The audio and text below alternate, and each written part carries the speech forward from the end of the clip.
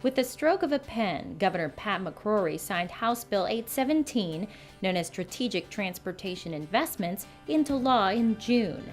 The goal of the law is to invest in projects that will bolster the state's economy and better link people with jobs, education, healthcare, and recreation. We need to connect our economic regions together with each other, our small towns with our big cities.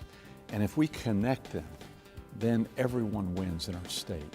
The law includes a new funding method for transportation projects called the Strategic Mobility Formula. It addresses the issues North Carolina faces as the state continues to grow. In the next 10 years, 1.3 million more people are expected to move to North Carolina, placing greater demands on our infrastructure.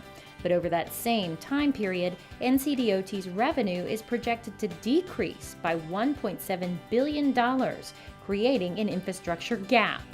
The Strategic Mobility Formula helps shrink that gap. Here's how it works. 40% of the available funds will go to enhancing statewide mobility. That means reducing congestion and eliminating bottlenecks. In fiscal years 2016 to 2025, we'll dedicate about $6 billion to these major projects. We'll select them based purely on hard data like traffic volume and crash statistics. 30% of the funds, roughly $4.5 billion over 10 years, will fund projects on the regional level to improve connectivity. At this level, the project selection process is made up of three weighted factors. 70% of the decision-making process is based on data.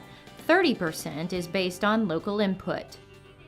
The final level of the formula is the division level, which will address local transportation needs.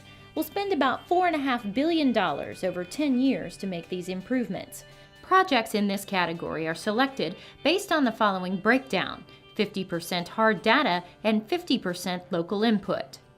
The benefits of the Strategic Mobility Formula are great.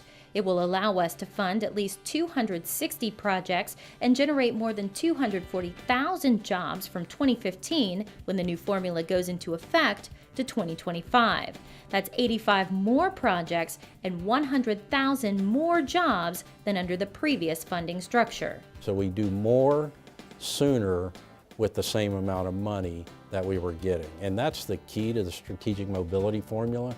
The formula isn't just focused on roads. From rail to aviation, all transportation modes will compete for the same funds.